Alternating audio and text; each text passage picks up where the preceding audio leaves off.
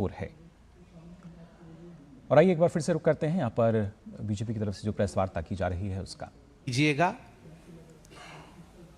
सत्य जनता के पास जानी चाहिए और जब सत्य और विकास सही पथ पर चलते हैं तो कुछ रुकावटें भी कभी कभी आती हैं।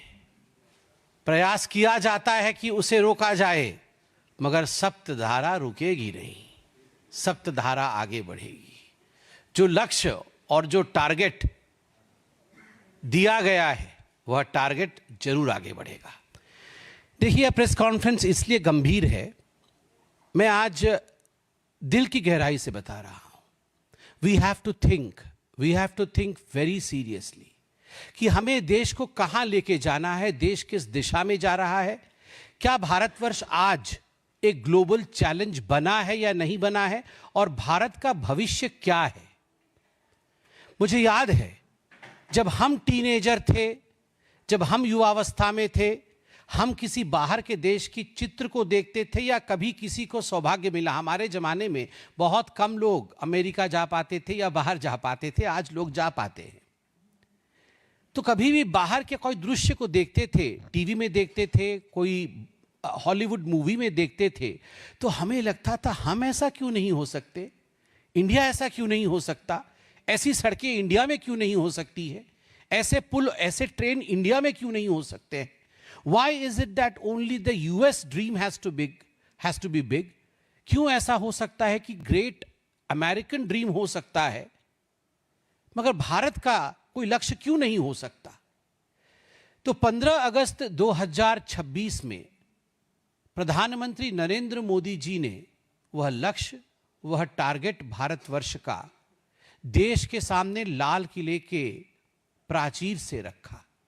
वो लक्ष्य क्या था, मैं बहुत छोटे में उस लक्ष्य को बताऊंगा और एक 3, 4, 5 दिन में इस लक्ष्य को पूरे विवरण के साथ भारतीय जनता पार्टी आगे लेकर आएगी, because we want the people to understand the finer details. जो सप्तधारा है मतलब 7, ये एक रोड मैप है। क्या है ये रोड मैप? एक विकसित भारत बनाने के लिए। पहली धारा कौन सी है? पहली धारा है मैन्युफैक्चरिंग पावर।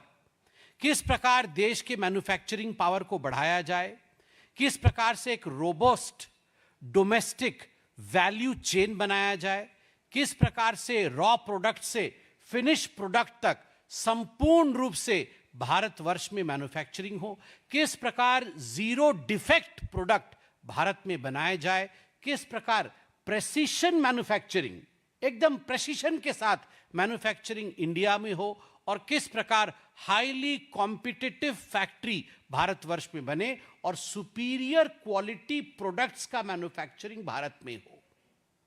कई देशों के प्रोडक्ट्स आते हैं, वो सुपीरियर क्वालिटी के नहीं होते। उस प्रोडक्ट को आप हाथ में लीजिएगा, एक दिवाली में वो लाइट जलेगी, अगले दिवाली में वो लाइट नहीं जलेगी, उनका गारंटी नहीं होता है।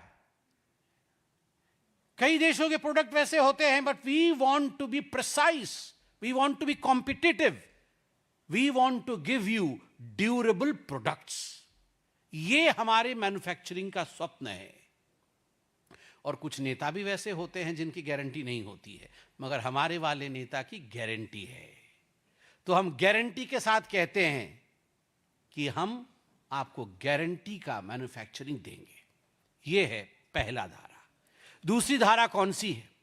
दूसरी धारा हमारे अन्नदाताओं के लिए है, हमारे किसानों के लिए है, एग्रीकल्चर के लिए है, फार्मिंग के लिए है। एग्रीकल्चर एंड फूड प्रोडक्ट्स, दलहन तिलहन किस प्रकार से आगे बढ़े, किस प्रकार से प्रोडक्टिविटी आगे बढ़े एग्रीकल्चर में, किस प्रकार से केमिकल मुक्त ऑर्गेनिक एग्रीकल्चर आगे बढ़े, किस प्रकार से डीएपी और यूरिया सस्ते से सस्ते रेट में किसानों तक पहुंच सके। ग्लोबल क्राइसिस के बीच में भी प्रधानमंत्री ये काम कर रहे हैं। इसका विवरण आपको आने वाले दिनों में दिया जाएगा। पूरे अच्छे तरीके से आपके सामने इस विषय को रखेंगे। तीसरी धारा कौन सी है? इन धाराओं के विषय में मैं और थोड़ा बताऊंगा, मगर मैं टच कर रहा हूं पॉइंट को। तीसरी धारा है टेक्नोलॉजी की। कुछ लोग केवल टी शर्ट पहन के टेक्नोलॉजी की बात करते हैं, मगर कुछ लोग गारंटी लेकर टेक्नोलॉजी को डिलीवर करते हैं। सप्तधारा की तीसरी धारा है टेक्नोलॉजी एंड इनोवेशन। आज अगर हम सोशल मीडिया में देखते हैं तो परसों नरेंद्र मोदी जी का जो एक इंटरेक्शन हुआ था हमारे यूथ स्पेस के जो काम करने वाले युवकों के साथ, आप चिंता करके देखिए आज हम स्पेस सेक्टर में कहां पहुंचे हैं। अब जरा सोच के देखिए, जो भारत स्पेस के विषय में चिंता नहीं करता था वहां आज स्पेस को लेकर इनोवेशन हो रहा है। क्वांटम टेक्नोलॉजी और एआई को लेकर आज भारतवर्ष आगे बढ़ रहा है। आज भारतवर्ष का सबसे बड़ा लक्ष्य है डाटा सेंटर।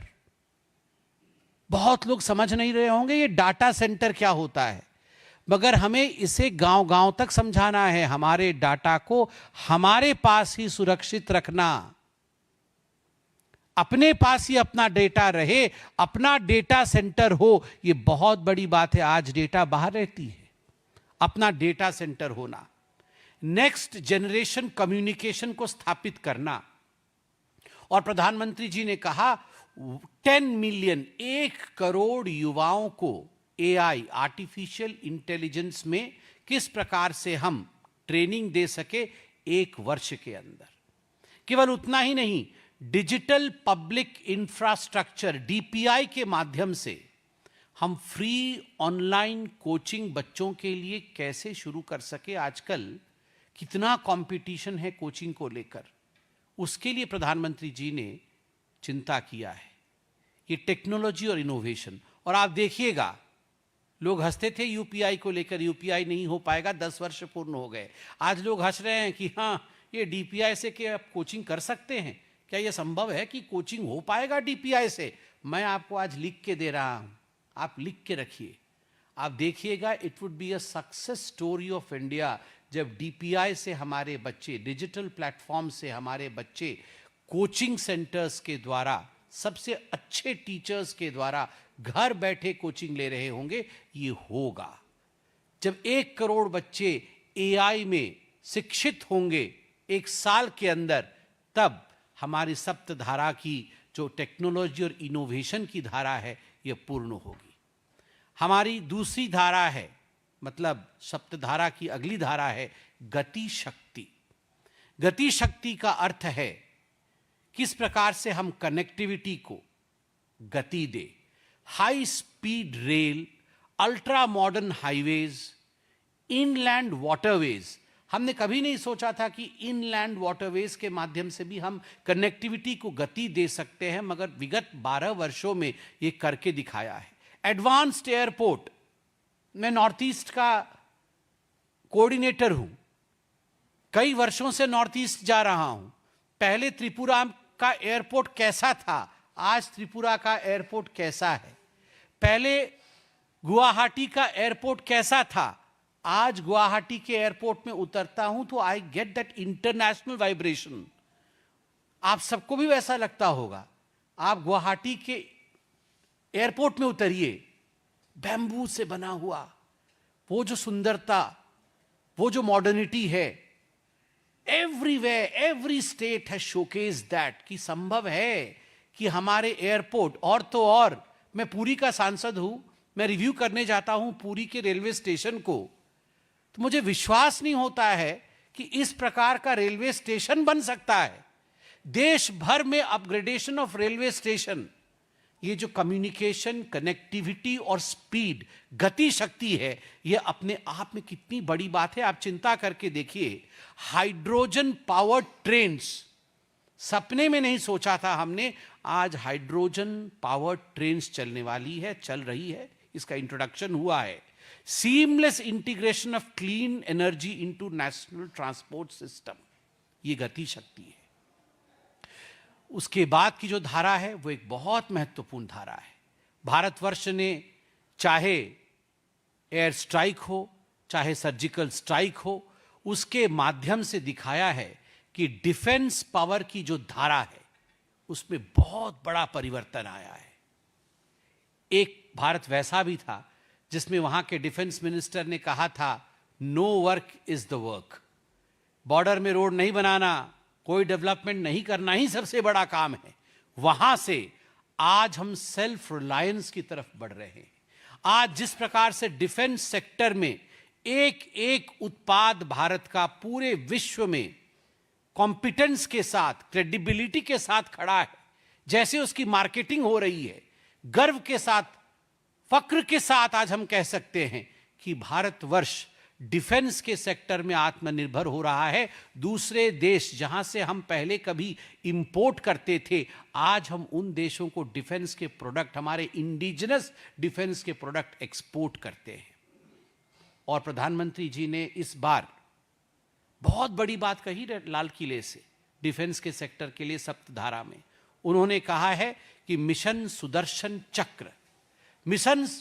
चक्र के माध्यम से वाइब्रेंट सिविल डिफेंस खड़ा किया जाएगा पूरे देश में। आप देखिएगा यह सिविल डिफेंस कितनी बड़ी शक्ति होगी पूरे देश के लिए। और तो और प्रधानमंत्री जी ने एक शब्द का प्रयोग किया डिफेंस सेक्टर के सप्तधारा में, जिसको लेकर कई लोगों में आग लग गई, दिमागी नक्सल, अर्बन नक्सल, दिमागी नक्सल। चिदम्बरम साहब ने तो यह भी कह दिया कि वो बहुत गौरवान्वित महसूस करते हैं कि वो खुद एक दिमागी नक्सल है। अरे चिदम्बरम साहब, 2013 में आप ही की सरकार ने, शिंदे साहब जब आपके गृह मंत्री थे, आप ही की सरकार ने एफिडेविट सबमिट किया था, कहीं और नहीं सुप्रीम कोर्ट में सबमिट किया था कि ये जो नक्सलिज्म है ये बहुत बड़ा मिनेस है नक्सलिज्म। और इस नक्सलिज्म के ऊपर उससे भी बड़ा कोई मिनेस है तो वो इंटेलेक्चुअल नक्सलिज्म है, वो दिमागी नक्सलिज्म है। ये स्वयं आपके सरकार, यूपीए की सरकार ने लिखित में एफिडेविट में दिया था दिमागी नक्सल क्या होता है। आज नक्सलिज्म समाप्त हुआ है, धीरे धीरे दिमागी नक्सल को भी समाप्त करना है। कैसे समाप्त होंगे? जब भारतवर्ष का वो सप्तधारा में रिजॉल्व होगा कि हमारा देश आज डिफेंस में सेल्फ रिलायंट है। अगली धारा है ग्रीन एंड ब्लू इकोनॉमी, हरित क्रांति एवं ब्लू इकोनॉमी। आप देखिए green hydrogen, renewable energy, energy storage और ग्रीन मैन्युफैक्चरिंग। कभी हम सोचते नहीं थे कि घर के ऊपर सोलार एनर्जी के द्वारा हम अपने घर में उजाला ला सकते हैं। कभी हमने नहीं सोचा था कि हम अपने घर में सूर्य घर योजना के माध्यम से क्रेडिट कमा सकते हैं, पैसे कमा सकते हैं। मगर आज जगह जगह पर यह संभव हो रहा है। बोलने के लिए ये आपको लगता होगा प्रेस कॉन्फ्रेंस का विषय केवल तू मैं के विषय होने चाहिए, मगर आज हम ट्रेन से ट्रैवल करते हैं, किसी घर के ऊपर जब हम सोलार पैनल देखते हैं तो आज देश में ये प्रेस कॉन्फ्रेंस का विषय है। ये एक बहुत बड़ी धारा है। आज मीडिया का हम सबका दायित्व है कि इन पॉजिटिव स्टोरीज को आगे बढ़ाएं। ये कितना बड़ा परिवर्तन है आज देश में। 100 गीगावाट न्यूक्लियर पावर कैपेसिटी ये देश का 2047 तक हो, ये सप्तधारा की चिंता है। न्यूक्लियर पावर प्लांट्स 100 गीगावाट, अब चिंता करिए, देश बदल रहा है। और जो सप्तम धारा है वह भारत का स्पंदन है, वह है कल्चरल पावर, वह है सॉफ्ट पावर ऑफ इंडिया। चाहे योग हो, चाहे आयुर्वेद हो, चाहे वो कल्चरल टूरिज्म हो, चाहे हैंडीक्राफ्ट हो, चाहे हमारा सिनेमा हो, चाहे वीएफएक्स हो, चाहे एनिमेशन हो, चाहे गेमिंग हो, डिजिटल कंटेंट हो, हील इन इंडिया हो, वेव समिट हो। इसके माध्यम से किसने सोचा था कि जो योग है इंडिया का, पूरे विश्व उसे एक्सेप्ट करेगी और योग दिवस मनाया जाएगा? किसने सोचा था अमेरिका से लेके आइसलैंड तक योग दिवस मनाया जाएगा? यह भी संभव हुआ है। तो इस सप्तधारा के माध्यम से हम आगे बढ़ेंगे। मुझे लगता है कि ये जो सप्तधारा का एक ब्रेथलेस भी होना चाहिए। मैं एकदम एक सांस में प्रयास करता हूं कि 1 मिनट के अंदर सप्तधारा को आपके सामने एक ब्रेथलेस तरीके से रखूं और आप उसे ग्रहण करें। मैन्युफैक्चरिंग पावर, इलेक्ट्रॉनिक प्रोडक्शन पहले कितना था? पहले 1.9 लाख करोड़ था 2014-15 में, बढ़कर कितना हुआ? 12 लाख करोड़ हुआ 2024-25 में। कितना गुना बढ़ा? 6 गुने बढ़ गया। मोबाइल प्रोडक्शन पहले कितना था? 18,000 करोड़ था 2014 से पहले, बढ़ करके हमारे कार्यकाल में कितना हुआ? 5.45 लाख करोड़, 28 गुना बढ़ा है, 28x। मोबाइल फोन एक्सपोर्ट पहले कितना था? पहले 1500 करोड़ रुपए का मोबाइल एक्सपोर्ट होता था, कितना बढ़ा? हमारे समय 2 लाख करोड़ का हुआ, अर्थात 127 टाइम्स की वृद्धि हुई। ग्लोबल रैंक इंडिया का मैन्युफैक्चरिंग में क्या था? पहले ग्लोबल रैंक पावर 2 था, वो पहले कम था, अब बढ़ के इंडिया सेकेंड पोजीशन पे है मोबाइल फोन मैन्युफैक्चरिंग में। एग्रीकल्चर एंड फूड प्रोसेसिंग जो कि दूसरा आयाम है सप्तधारा का, हॉर्टिकल्चर प्रोडक्शन पहले कितना था? 280.7 मिलियन टन्स था 2013-14 में, वो बढ़ करके 367.7 मिलियन टन्स हुआ 2024-25 में। दैट मीन्स 31% इंक्रीमेंट हुआ हॉर्टिकल्चर प्रोडक्शन में। फिशरी प्रोडक्शन जो कि पहले 96 लाख टन था, वो मोदी जी के कार्यकाल में बढ़ के 195 लाख टन हुआ, अर्थात 104 गुने की वृद्धि हुई। Processed food share in agri food export कितना था? पहले 13.7% था, बढ़ के 20.4% हुआ। तीसरी धारा टेक्नोलॉजी एंड इनोवेशन, स्टार्टअप पहले कितने थे? मोदी जी के आने से पहले 2014 में 350 स्टार्टअप मात्र देश में थे। मोदी जी के आने के बाद 2026 में आज कितने स्टार्टअप है? 2.3 लाख प्लस रजिस्टर्ड स्टार्टअप है। आप सोच के देखिए, 350 से 2.3 लाख प्लस। यूनिकॉर्न्स कितने थे? 4 थे, मात्र 4 यूनिकॉर्न थे 2014 में। मोदी जी के आने के पश्चात 2026 में 120 प्लस यूनिकॉर्न्स है। स्पेस स्टार्टअप कितने थे 2014 में? 2014 में मात्र एक स्पेस स्टार्टअप था, जो बढ़ के 2026 में 440 हुआ है। ग्लोबल रैंक इंडिया का कितना था टेक्नोलॉजी और इनोवेशन में? वो आज बढ़ करके नंबर 3 पे आ गया है लार्जेस्ट स्टार्टअप इकोसिस्टम में। इनोवेशन रैंकिंग इंडिया का पहले 80 था, वो अब 38 पे आ गया है ग्लोबल इनोवेशन इंडेक्स में। गति शक्ति जो कि 4 नंबर पे है। इंफ्रास्ट्रक्चर हमारे सप्तधारा में नेशनल हाईवे पहले कितने किलोमीटर थे? 2014 तक 91,287 किलोमीटर थे, जो कि मोदी जी के समय बढ़ करके 1,46,000 प्लस किलोमीटर हुआ, अर्थात 60% की वृद्धि हुई। हाई स्पीड कॉरिडोर पहले कितने थे? मोदी जी के आने से पहले 93 किलोमीटर का हाई स्पीड कॉरिडोर था, जो कि अब बढ़ के 3,052 किलोमीटर हुआ है, अर्थात 32 टाइम्स की वृद्धि हुई है। रेल इलेक्ट्रिफिकेशन 2014 से पहले कितनी थी? 20% की थी 2014 तक, अब बढ़कर कितनी हुई है? 100% रेल इलेक्ट्रिफिकेशन हो गई है। ग्लोबल रैंकिंग कितनी है? आज ग्लोबल रोड नेटवर्क का लेंथ वर्ल्ड में नंबर 2 पे हम हैं। डिफेंस शक्ति जो कि 5वीं धारा है, डिफेंस शक्ति प्रोडक्शन पहले कितनी थी? पहले 43,746 करोड़ का था, बढ़ करके अब कितना हुआ है? 1.78 लाख करोड़ का, अर्थात कितना गुना बढ़ा? 4 गुना बढ़ गया। डिफेंस एक्सपोर्ट पहले कितना था? 686 करोड़ था, कितना हुआ है मोदी जी के समय बढ़ करके? 38,424 करोड़। कितना बढ़ गया? 56 टाइम्स डिफेंस एक्सपोर्ट बढ़ा। डिफेंस बजट पहले कितना था? जिस समय यूपीए की सरकार थी, डिफेंस बजट था 2.53 लाख करोड़, बढ़ करके आज 6.81 लाख करोड़, अर्थात 2.7 टाइम्स डिफेंस बजट बढ़ा है। ग्रीन एंड ब्लू इकोनॉमी जो कि 6th धारा है, सप्तम धारा है, सप्तधारा में रिन्यूएबल एनर्जी कैपेसिटी पहले रिन्यूएबल एनर्जी कैपेसिटी इंडिया की 2014 को कितनी थी? 76.38 गीगावाट। अब मोदी जी के समय कितना है? 288.58 गीगावाट। कितनी बढ़ी? 4 गुने की वृद्धि हुई है। सोलार कैपेसिटी पहले कितनी थी? 2.8 गीगावाट थी। मोदी जी के समय कितनी बढ़ी? 164.59 गीगावाट हुई। कितने गुने की वृद्धि हुई? 60 गुने की वृद्धि हुई है। इनलैंड फिशरीज पहले कितनी थी? मोदी जी के आने से पहले 61 लाख टन की थी, जो बढ़कर के कितनी हुई? 150 लाख टन की हुई। कितने गुने की वृद्धि हुई? 150% की वृद्धि हुई।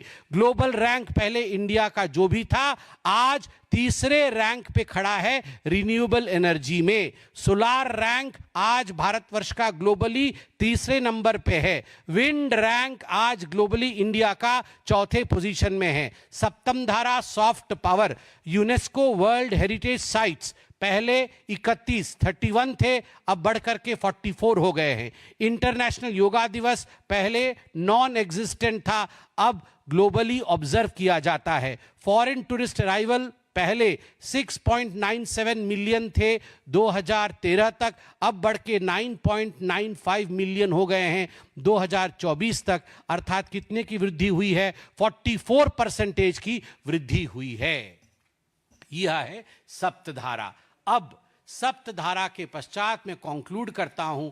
एक आपको लगेगा कि छोटा सा विषय है, मगर बहुत बड़ा विषय है। यूपीआई के 10 वर्ष पूर्ण हुए। यूपीआई के 10 वर्ष पूर्ण हुए। यूनियन बजट 17-18 का मैं पी चिदम्बरम जी का जवाब जो उन्होंने उस डिस्कशन के दौरान बजट में रखा था, उसके कुछ एक्सर्प्ट्स पढ़ता हूं। I will read out some excerpts of the former finance minister of India, Mr. P. Chidambaram, while UPI was being discussed on the floor of the parliament. Thus said Mr. Chidambaram, and I quote, "Go to your village fair, buy potatoes and tomatoes, and pay rupees 7.50 by credit card. What will the poor lady do? Does she have a POS machine there? Is it connected to an electricity source? Is there Wi-Fi there? Is the internet working there? Do you know that every village had got a village fair? In my part of the country, the village fair takes place in turns. Monday in one village, Tuesday in the next village, Wednesday in another village, in all over India. That is where you bring your produce and sell vegetables, fruits, baskets, toys, plastic, etc. You bring it and sell it. Do you think all of them should have a POS machine in their hand? What kind of a false picture are you presenting? Don't ever try to defend demonetization. I know that it is too big a blunder. The consequences of UPI would be felt. It will have an impact on the economy. आप सोच के देखिए, P Chidambaram जी ने कहा था, क्या वो अम्मा जो गांव में, गांव की हाट में, बिहार और यूपी में कहते हैं ना हटिया में जो आलू बेच रही है अम्मा, वो जो हटिया में छोटा छोटा खिलौना बेच रही है, वो क्या POS मशीन लेके बैठेगी? वो कैसे पैसे देगी यूपीआई में? यही ना कहा था चिदम्बरम जी। मगर आज हम गर्व के साथ कह सकते हैं, मैं यूपीआई का कुछ डाटा पढ़ूंगा, और ये चिदम्बरम जी के लिए है। राहुल गांधी जी को समझ में नहीं आएगा, चिदम्बरम जी समझा देंगे राहुल जी को बाद में। आज यूपीआई ने 10 साल पूर्ण किए हैं। It has become the world's largest real time payment system. ये भारत की शक्ति है। जो मैंने आपको आज सप्तधारा के विषय में बताया, आपको लग रहा होगा कि ये सब कहीं स्वप्न तो नहीं, ये स्वप्न नहीं है, ये लक्ष्य है। और ये आज मैं यूपीआई के विषय में बता रहा हूं क्योंकि 10 वर्ष पहले जब मोदी जी ने इसी यूपीआई के विषय में बताया था तो कांग्रेस ने मखौल उड़ाया था। मैं आज उस मुखौटे को, उस मखौल को उतार रहा हूं कि देख कहां हम पहुंचे हैं। World's largest real time payment system. Transaction volume UPI का क्या है आज, कितना बड़ा है? 13,000 फोल्ड टाइम्स। आप सोच सकते हैं, 13,000 fold surge in the transaction volume of UPI. 2016-17 में, 17 में आरंभ हुआ यूपीआई, ये 2016-17 में कितना ट्रांजैक्शन हुआ? 1.78 करोड़ रुपए का ट्रांजैक्शन हुआ यूपीआई के माध्यम से। और आज इस फाइनेंशियल ईयर 25-26 में कितना ट्रांजैक्शन हुआ होगा? 24,162 करोड़। 1.78 करोड़ से 24,162 करोड़ 13,000 टाइम्स बढ़ा है। चिदम्बरम साहब, in your part of the country or in my part of the country, in every part of the country, the amma who is sitting to sell the vegetable is more smart than Rahul Gandhi. Don't underestimate the intelligence of a vegetable vendor. Don't underestimate the intelligence of a small-time worker. They are far more intelligent than the Gandhi family's science. ये जो Gandhi family के डायनास्ट्स हैं, उनसे बहुत intelligent है जनता जनार्दन, 13,000 गुने। आज आप गोलगप्पे खाते हो ना, तो गोलगप्पे के बाहर भी क्यूआर कोड रहता है, फटाफट आप उसको पेटीएम कर देते हैं। गोलगप्पे वाले के पास भी है। चिदम्बरम जी ने गोलगप्पे वाले की मजाक उड़ाई थी, नहीं चलेगा चिदम्बरम जी। गोलगप्पा वाला राहुल गांधी से स्मार्ट है। राहुल गांधी जी को सीखना चाहिए। आपने मखौल उड़ाया था। ट्रांजैक्शन वॉल्यूम बताया, ट्रांजैक्शन वैल्यू देखिए। 4,000 fold increase in transaction value. Rise from कितना था 2016-17 में? ट्रांजैक्शन वैल्यू कितना था? 0.07 लाख करोड़ का ट्रांजैक्शन वैल्यू था, जो कि 25-26 फाइनेंशियल ईयर में 314 लाख करोड़ का हुआ।